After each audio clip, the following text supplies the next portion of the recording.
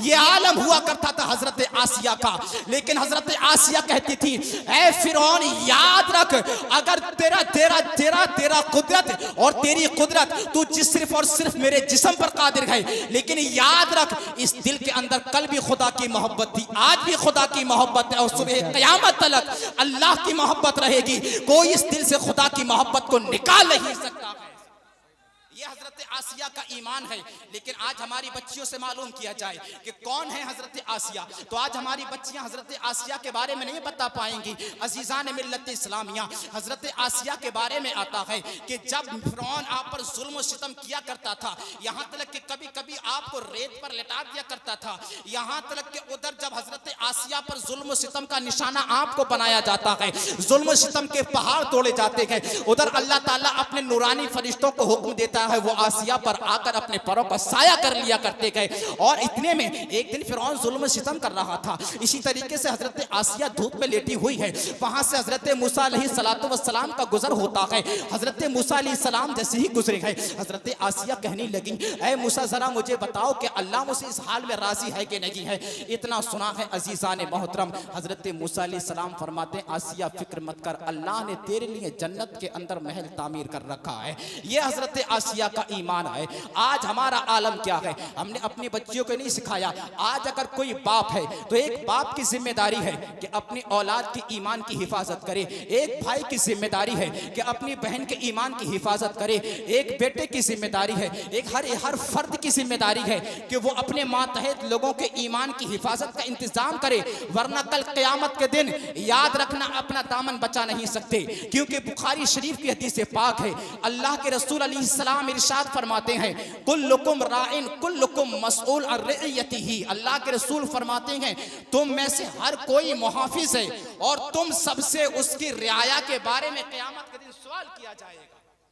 अगर आज कोई बाप है तो बाप की जिम्मेदारी बनती है कि वो अपनी औलाद के ईमान की हिफाजत का पहले इंतजाम करे, उसके बाद दुनियादार बनाए, उसके बाद उसको कमाने के असबाब सिखाए। लेकिन सबसे पहली जिम्मेदारी ये है कि जब बच्चा बालिग होने लगे, जब बच्चा बड़ा होने लगे, तो उसको ईमान की अहमियत बताई जाए। ईमान किस चीज का नाम है, ईमान किसको कहते हैं। इसीलिए अल्लाह के रसूल अलैहिस्सलाम ने फरमाया, कू अनफुसकुम व अहलीकुम नारा, तुम खुद को भी और अपने घर वालों को जहन्नम की आग से बचाओ। आज हम अपने बच्चे को दुनिया का ऐशो आराम देने के लिए तरह तरह नारे रिसालत, नारे हैदरी, नारे गौसियत, हजरत अल्लामा मौलाना तालिब हुसैन साहिब किबला मिसबाही, कारी मुद्दसिर साहिब किबला, मौलाना ज़ियाउल मुस्तफ़ा साहिब किबला, उलमाए अहले सुन्नत, नारे तकबीर, नारे रिसालत। अज़ीज़ान मोहतरम, स्टेज पर उलमाए किराम की तादाद बढ़ती जा रही है और मैं तेजी के साथ अपनी गुफ्तगू को ख़त्म करता हूँ। अज़ीज़ान मोहतरम, आज हमने अपने बच्चे को सिखाया कि तुझको बिजनेस कैसे करना है, तुझको दुनिया में दौलत कैसे हासिल करनी है, तूने दुनिया में रहकर तुझे जिंदगी कैसे बसर करनी है। लेकिन आप मुझे बताइए कि हमने अपने बच्चे को यह कब सिखाया कि तुझको आखिरत में कामयाब कैसे होना है। तूने दुनिया में महल बनाने के, तामीर करने के तूने ख्वाब तो उसको दिखाए, लेकिन जन्नत में महल तामीर बनाने के तामीर करने के कितने ख्वाब उसको दिखाए। ये चीज हमको नहीं बताई गई, ये जहन हमारे बच्चों को नहीं दिया गया। आज नतीजा हमारे सामने मौजूद है कि आज हमारे बच्चे गैरों के दामन में जाकर बैठ रहे हैं। अगर इन चीजों पर हमने अब भी गौर व फिक्र नहीं किया तो याद रखना फिर हमें इससे ज्यादा बुरे दिन देखने के लिए हम फिर मुंतजिर रहें, इससे भी ज्यादा खराब दिन देखने के लिए हम मुंतजिर रहें। अल्लाह के रसूल फरमाते हैं, उलमाए किराम बैठे हैं, अगर मुझसे कोई खता होगी तो इसलिए फरमाएंगे, मुझे उम्मीद है इनकी जात से। अजीज़ान मोहतरम, अल्लाह के रसूल फरमाते हैं, कुल्लुकुम राइन कुल्लुकुम मसूल, तुम्हें हर एक मुहाफिज है और हर एक से क़यामत के दिन सवाल किया जाएगा। उससे मालूम किया जाएगा, अगर इमाम है तो अपनी कौम का मुहाफिज है, उसकी कौम के बारे में उससे क़यामत के दिन सवाल किया जाएगा। अगर कोई शौहर है तो उससे उसकी कौम के उससे उसकी बीवी के बारे में सवाल किया जाएगा। बाप है तो उससे क़यामत के दिन अपनी औलाद का मुहाफिज है और उससे क़यामत के दिन उसकी औलाद के बारे में सवाल किया जाएगा। बता, तूने औलाद को दुनिया में रहकर सब कुछ सिखाया, लेकिन यह बता तूने आखिरत में कामयाब और ईमान की हिफाजत का तूने क्या तरीका उसको बताया। कोई कोई तरीका तूने इसको बताया? आज ये तरीका हमने नहीं बताया, नतीजा हमारे सामने मौजूद है। कसम खुदा की मैं कहना चाहता हूँ, मेरे इस्लाम की पर्दा नशीन माँ और बहनें भी सुन रही हैं, याद रखो मुस्तफ़ा जाने रहमत से ज्यादा करम करने वाला दुनिया के पर्दे पर कोई नहीं आया है। मुस्तफ़ा जाने रहमत से ज्यादा करीम कोई हो नहीं सकता।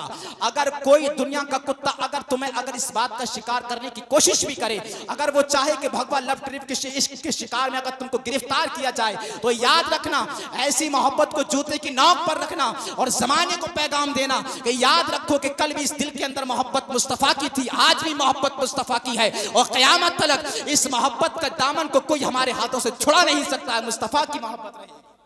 इसीलिए मेरे नबी ने फरमाया, कू अनफुसकुम व अहलीकुम नारा, तुम खुद को भी और अपने घर वालों को जहन्नम की आग से बचाओ।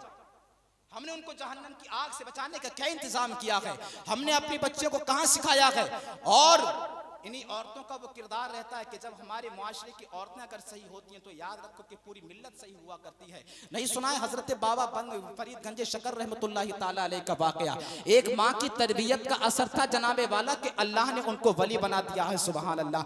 वही तो माँ थी कि बेटा नमाज पढ़ा कर, नमाज पढ़ के क्या मिलता है बेटा? मिठाई मिलती है, शकर मिलता है। अजीजान मोहतरम, एक दिन हजरत बाबा फरीद गंजे शकर कहीं खेलने चले गए, लेकिन अब आपकी माँ नहीं है। रोजाना मिठाई रख दिया करती थी, लेकिन मुसल्ला बिछाकर दुआ करती है, मेरे मौला तू आज मेरी लाज रख ले। रोजाना मैं फरीद के मुसल्ले के नीचे मिठाई रख दिया करती थी, उसके मुसल्ले के नीचे शक्कर रख दिया करती थी, लेकिन आज वो मेरे सामने मौजूद नहीं है। अगर आज उसको शक्कर नहीं मिल पाई तो कहेगा माँ तू झूठ बोलती थी। एक माँ की तरबियत थी, जिस माँ की तरबियत ने अपने जमाने के एक बच्चे को अल्लाह का वली बना दिया है। ये माँ की तरबियत हुआ करती है कि जो अपनी औलाद की किस अंदाज में तरबियत किया करती है। कौन? हजरत सुमैया बिनते खुब्बात हैं। वो सुमैया बिनते खुब्बात जब आप ईमान ले आई हैं तो कुफार आप पर जुल्म और सितम करने लगे। इतना जुल्म और सितम किया, तरह तरह के जुल्म और सितम करने लगे। एक दिन अबू जहल बोला, ए सुमैया क्या तू अपने ईमान से नहीं फिरेगी? तू कलमा पढ़ना छोड़ दे, तू कलमा मत पढ़। तो हजरत सुमैया कहती हैं, ए अबू जहल बात सुन ले, कलमा मैंने पढ़ दिया है, मेरे दिल से ईमान को कोई निकाल नहीं सकता है। जब मैं मुसलमान हो गई हूँ, मुस्तफ़ा करीम अलैहिस्सलातु वस्सलाम की गुलामी का पट्टा अब मैंने गले में डाल लिया है। तेरा जुल्म सितम, तेरा जबर मेरे गले से वो पट्टे को अब निकाल नहीं सकता है। अल्लाह अकबर कबीरा। फिर जब अबू जहल ने इतना सुना है, अबू जहल जो था ना अपनी जहालत दिखाने लगा, और अपनी जहालत दिखाने के बाद हजरत सुमैया के नाफ में उसने ऐसा नेज़ा मारा कि खून का फव्वारा जारी हो गया। लेकिन उस इस्लाम की शहजादी ने अपनी मौत को गवारा कर लिया, लेकिन मुस्तफ़ा जाने रहमत के दीन से सौदा हरगिज़ नहीं किया। ये हजरत सुमैया बिनते खुब्बात रज़ियल्लाहु ताला अन्हा की ईमान की दास्तान में आपके सामने बयान कर रहा हूँ। ये दास्तान हमारे सामने कब बयान की जाती है? ये दास्तान हमारे घरों के अंदर कब बयान की जाती है? आज हमारी बच्चियां अगर कॉलेज के अंदर पढ़ने जा रही हैं तो न जाने कॉलेज के अंदर कैसे कैसे काम उनसे कराए जा रहे हैं। गैर मुस्लिमों के कॉलेज हैं, गैर मुस्लिमों के कॉलेज के अंदर वहाँ मखलूत तालीम हो रही है। एक तरफ मर्द बैठे हैं, दूसरी तरफ बच्चियां बैठी हैं। अब आपस में जब मखलूत तालीम होगी, जवानी के जज्बात होते हैं, अक्ल की कमजोरी होती है, तजुर्बात की कमी होती है। ऐसे आलम में जब तजुर्बात पर, जब अक्ल पर जज्बात गालिब आ जाते हैं तो कहीं ना कहीं वो इन तमाम चीजों का शिकार हो जाती है।